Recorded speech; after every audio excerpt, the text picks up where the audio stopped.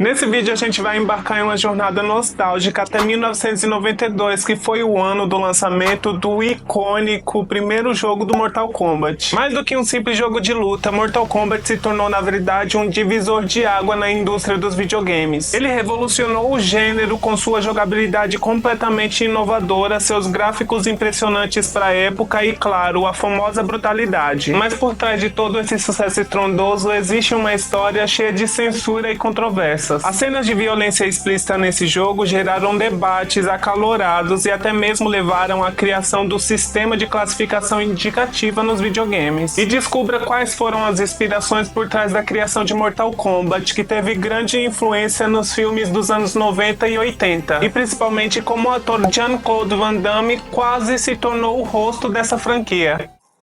Oi, eu sou o Raoni Soares e sou muito suspeito pra falar porque eu particularmente amo demais essa franquia. Foda-se. Por mais que eu não feche os meus olhos para as inconsistências que foram feitas nesse jogo ao longo desses mais de 30 anos de existência. Mas a verdade é que Mortal Kombat conseguiu muito bem se renovar ao longo de todos esses anos para ainda se tornar referência e ser inovadora, trazendo novidades que nenhum outro jogo de luta trouxe antes dele. Mas eu acho importante começar falando que a jornada de MK começou ainda em 1991, depois do lançamento e do grande sucesso que foi Street Fighter 2. Foi com isso que o designer John Tobias e o programador Ed Boon foram chamados pela desenvolvedora Midway, que queria lançar um jogo que fosse capaz de competir por igual com o Street Fighter. Só que tinha um pequeno probleminha nisso, porque tudo que eles tinham à sua disposição naquele momento era um orçamento de apenas $1 milhão e apenas 4 pessoas para trabalhar nesse jogo. Fora que eu acho importante ser frisado também é que a Midway queria que o jogo tivesse pronto em apenas 10 meses. Coisinha boba. Ainda assim, eles aceitaram esse desafio e começaram a trabalhar para criar esse jogo, sendo que o Ed Boon programou o jogo, John Tobias fez a arte junto com o John Vogel, enquanto Dan Forden trabalhou na composição. E a princípio, a ideia que eles tinham para esse jogo era completamente diferente. O que vendo o que o jogo se tornou hoje em dia, pode parecer uma ideia um pouco fora da realidade. Porque nesse começo, o jogo tinha como inspiração o ator Jean-Claude Van Damme e o filme Soldado Universal. Oxente. Só que segundo Ed Boon, Jean-Claude Van Damme não gostou nem um pouco dessa ideia, o que fez com que essa primeira proposta do jogo fosse completamente cancelada. E foi a partir disso que foram surgindo as ideias do que seria o que a gente conhece hoje em dia como Mortal Kombat. Mas ainda assim eles continuaram se baseando na aparência do ator no filme O Grande Dragão Branco para criarem o personagem Johnny Cage. E as iniciais do nome do personagem, além da sua aparência, se tornou meio que uma homenagem ao ator. Talvez se Jean-Claude Van Damme tivesse aceitado essa proposta, hoje Mortal Kombat seria completamente diferente. E talvez nós veríamos não o Liu Kang como o rosto dessa franquia, mas sim esse ator. O quê? Não acredito. Você consegue imaginar como isso seria? Sim. E o Johnny Cage, como a gente bem sabe, acabou se tornando um dos personagens mais icônicos de toda essa franquia. Muito graças à sua personalidade e ao desenvolvimento que o personagem ganhou ao longo de todos esses anos. Só que por mais que no começo a ideia fosse colocar esse personagem como o protagonista, isso acabou mudando depois com o surgimento do Liu Kang. Acho que não é surpresa pra ninguém que esse personagem foi fortemente inspirado no Bruce Lee, porque além do seu visual bem parecido, o personagem também executava movimentos e até mesmo emitia sons que o ator fazia nos seus filmes. Mas algo que a gente percebe hoje em dia logo de cara nesse jogo são as claras referências às produções dos anos 80 e 90. E isso muito se deve ao fato de que os desenvolvedores desse projeto cresceram assistindo filmes como O Exterminador do Futuro, Alien no Oitavo Passageiro e O Predador, além de todas as estrelas de cinema de ação com filmes de artes marciais. E é claro que tudo isso teve um forte impacto na concepção de todo esse universo. Como, por exemplo, uma das referências mais claras foi talvez a do filme Os Aventureiros do Bairro Proibido, que embora não tenha sido um sucesso grandioso, trouxe figuras emblemáticas que marcaram as vidas desses criadores, como foram os casos do personagem Lupin, que é o vilão do filme, e do Thunder, que se tornaram as inspirações para os personagens Shang Tsung e Raiden, respectivamente. Um ponto curioso nesse primeiro momento do jogo era a ideia de que o vencedor do torneio ganharia como prêmio a filha do Shang Tsung, que se chamaria Kitsune. No final, ela nem chegou a aparecer nesse primeiro jogo, graças ao fato de que eles mudaram de ideia. Só que a personagem se transformou na icônica Princesa Kitana, que apareceu a partir do segundo jogo e também se tornou uma das personagens mais importantes dessa franquia. Eu acho que essa mudança foi uma das mais assertivas, afinal de contas, o que outros personagens, como por exemplo a Sonya, faria se tivesse ganhado o torneio no lugar do Liu Kang? Eu acho que essa é uma ótima pergunta para se fazer. Outra referência inegável foi para a concepção do personagem Kano. Esse personagem no começo não caiu muito nas graças das pessoas, mas ele acabou galgando o seu espaço e também se tornou um personagem completamente amado hoje em dia. Mas o fato em questão é que a prótese que ele usa no rosto foi inspirada no filme O Exterminador do Futuro, de 1984, tirado diretamente de uma cena onde o personagem do Arnold Schwarzenegger aparece sem um dos seus olhos e que nos permite ver o seu olho real de máquina por baixo da sua aparência humana de fachada. Já a Sonya foi inspirada em uma atriz de artes marciais chamada Cynthia Rothrock, que já fez alguns filmes, inclusive com o próprio Jean-Claude Van Damme. E a verdade é que, assim como o conceito do jogo tinha sido pensado para ser completamente outro, o título não seria diferente. E vale lembrar que eles trabalharam no desenvolvimento desse jogo por apenas 10 meses, e nesse tempo eles pensaram em alguns nomes como Dragon Attack, que eu acho que tinha sido o título que eles tinham dado pro primeiro conceito do jogo do Jean-Claude Van Damme. Depois mudaram para Death Blow, depois eles mudaram o nome do jogo para Fatality. Sim, eles pensaram nesse nome. Mas também foi pensado no nome Kumite, que é uma parte do treinamento do karatê onde o aluno tem que enfrentar um adversário corpo a corpo. Passada. Foi. Mas é claro que nenhum desses nomes era forte o suficiente e tampouco agradou a equipe. Foi um amigo do Ed Boon chamado Steve Rich que sugeriu o nome Mortal Kombat quando ele visitou o escritório onde ele trabalhava. E a ideia veio na cabeça dele porque naquela visita tinha uma lousa na sala com a palavra combate, que já estava escrita da forma como conhecemos, com o K no lugar do C. E foi assim que eles acabaram chegando nesse título completamente marcante. Então foi no dia 8 de outubro de 1992 que Mortal Kombat foi lançado para o mundo, e a partir daí passou a fazer história não só na vida dos criadores, como também nas crianças da época que hoje são adultos e continuam apaixonados por essa franquia sangrenta e completamente maluca.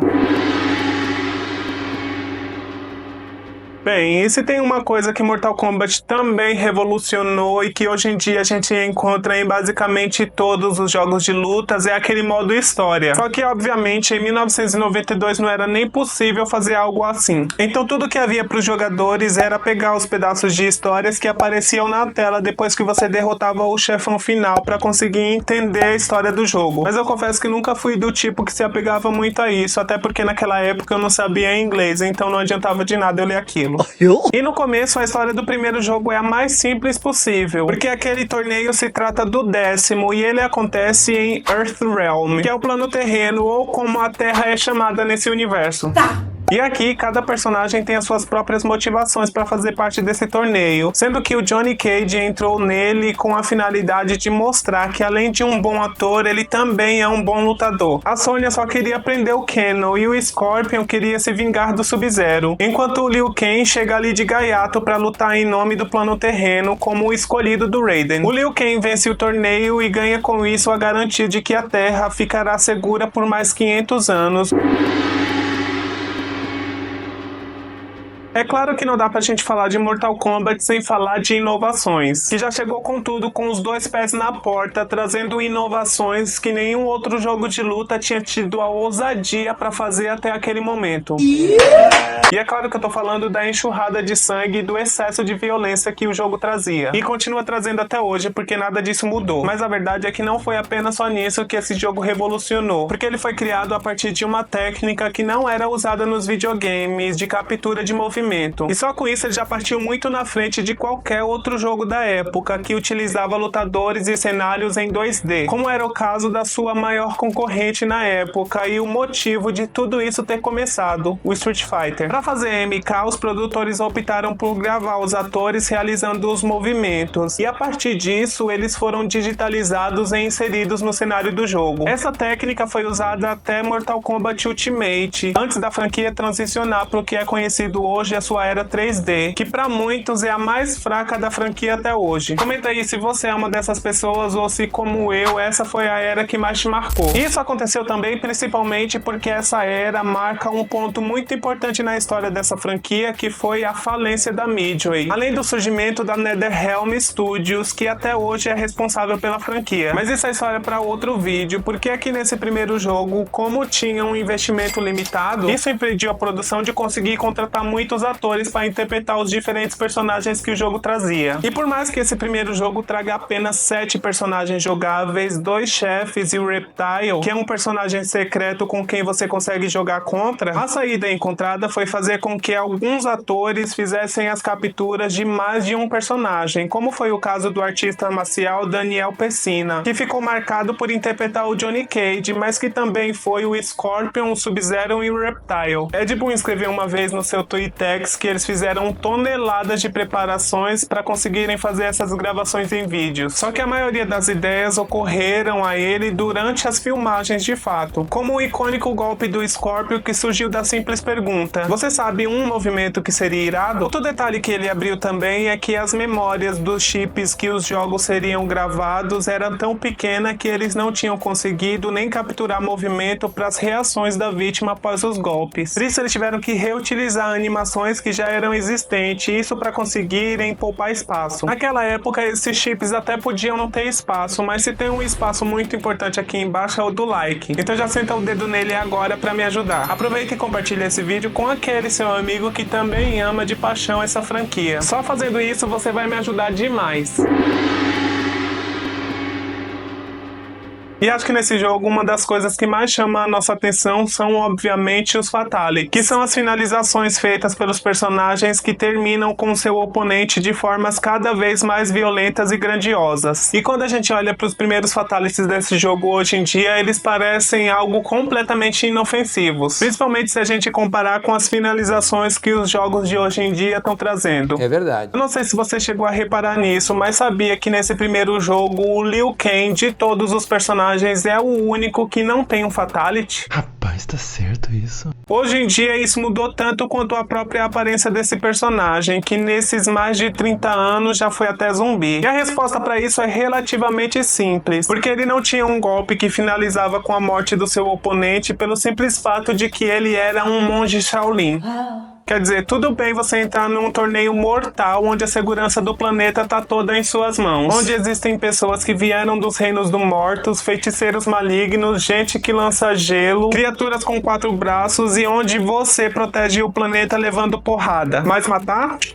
Pode não. Aí é crime. E por ser algo tão marcante, é claro que toda a violência que esse jogo carregava se tornou um grande problema. Tanto que na versão de Super Nintendo, os Fatalities passaram a ser chamados de Finish Moves, além do fato de que também não havia sangue nessas versões. No Mega Drive, o sangue também tinha sido censurado, mas existia um código que dava para liberar essa função. Diz aí se você já digitou A, B, A, C, A, B, B para ver o sangue jorrando solto. Eu nunca fiz isso. Só que o principal e também eu acho que mais importante e relevante é que justamente por causa dessa violência o jogo causou grande revolta nos pais das crianças que estavam jogando esse jogo. Tanto que foi a partir disso que surgiu o sistema de classificação indicativa nos jogos dos Estados Unidos, a Entertainment Software Rating Board, ou então apenas a ESRB. Okay, how old the week?